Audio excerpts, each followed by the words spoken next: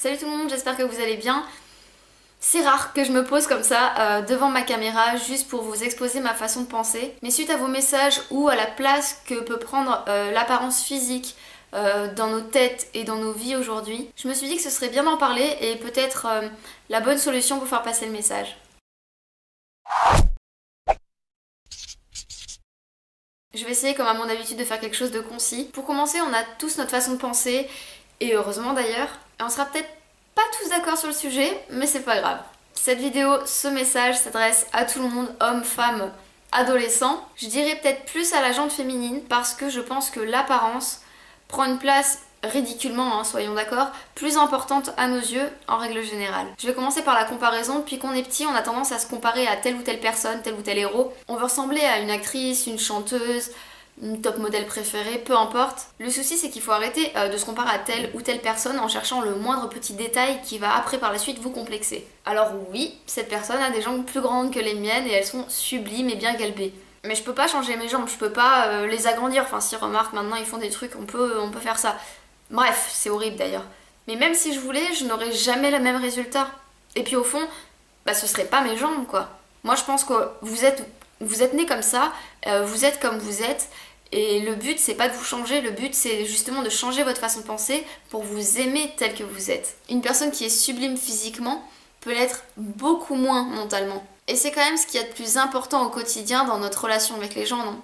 Cette même personne qui d'apparence va être superbe à vos yeux, elle malheureusement elle n'en a peut-être pas conscience et peut-être qu'au fond elle ne s'aime pas. Maintenant je vais vous parler du poids parce que oh mon dieu, dans les complexes, dans les messages que je peux avoir, et puis je pense que dans les complexes en général de chaque femme aujourd'hui, il est en pole position celui-là. Alors non, la maigreur, ce n'est pas beau. Et moi, quand je vois une fille squelettique à la télé, je dis tout le temps à mon copain, mais j'ai envie qu'on l'invite à manger à la maison et je lui fais une tartiflette. Je vous parle de la maigreur parce que j'ai envie de vous parler de cette mode du thigh gap, ou traduction écart entre les cuisses.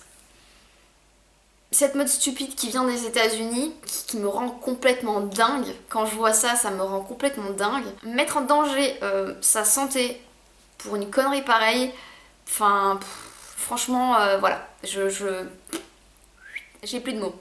Et franchement, pour les gens qui m'ont dit, mais comment avoir le thigh gap, parce qu'on me l'a dit, comment faire pour l'avoir, comment... Mais mon Dieu, quoi, mon Dieu, je suis navrée pour celles qui ont pu me demander... Et qui maintenant me voient réagir comme ça.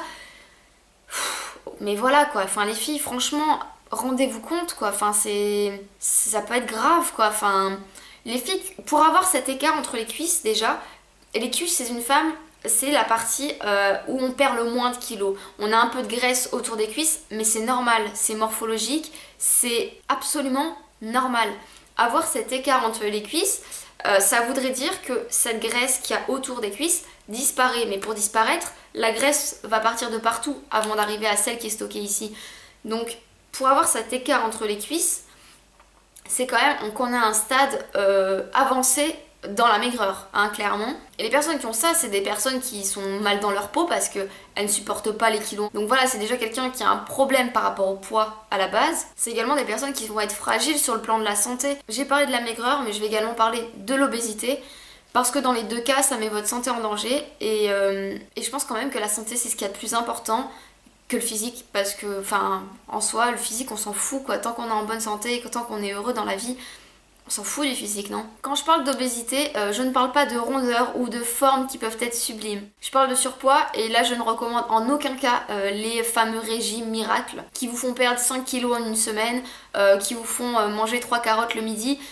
Non, là clairement je suis totalement contre ce genre de régime. J'ai fait une vidéo qui s'appelle 10 conseils pour perdre du poids. Ça a fonctionné pour moi, ces 10 conseils. Ça a fonctionné aussi sur certaines de mes abonnées et merci pour vos témoignages et vos retours. C'est hyper agréable de voir que ça a pu fonctionner également pour vous. Dans tous les cas, je vous mets la vidéo en barre d'infos si ça vous intéresse. Ma conclusion, c'est qu'il faut vous accepter tel que vous êtes, avec ce petit nerf troussé qui vous complexe tant et qui au final fait tout votre charme. Avec ces hanches galbées qui selon vous sont trop larges, mais qui est votre atout de séduction qui vous donne un petit air de bomba latina. L'important c'est vraiment de s'accepter tel qu'on est avec nos défauts et nos qualités, parce que c'est ce que vous êtes maintenant, mais c'est également ce que vous serez toute votre vie. Est-ce que vous avez déjà pensé que par exemple, vous croisez quelqu'un et vous vous dites mon Dieu mais elle a des jambes sublimes par exemple. Mais cette même personne, en vous croisant, elle s'est peut-être dit mon Dieu mais elle a des courbes incroyables, j'aurais rêvé d'être comme ça. Non, vous y avez jamais pensé parce que c'est peut-être vos défauts pour vous, mais peut-être que les gens ne le voient pas forcément comme des défauts. Pour commencer à vous accepter, commencez par réfléchir à tout ce que vous aimez chez vous, et non pas l'inverse. Il faut penser positivement pour s'aimer et arrêter de se comparer, parce qu'au final ça n'aide pas du tout. Parce que vous ne serez jamais cette personne de toute façon que vous idolâtrez, et vous serez toujours vous. Et dans le fond, des personnes comme vous, il n'y en a qu'une seule. Juste travaillez sur vous-même, et arrêtez de vous poser toutes ces questions qui n'ont aucun intérêt, il y a des choses tellement plus importantes dans la vie. J'espère que cette vidéo vous aura aidé, et que j'aurais pu me faire comprendre. On va faire un petit jeu maintenant. Mettez-moi en commentaire ce que vous aimez le plus chez vous. Je vous fais de gros bisous et je vous dis à la prochaine. Ciao.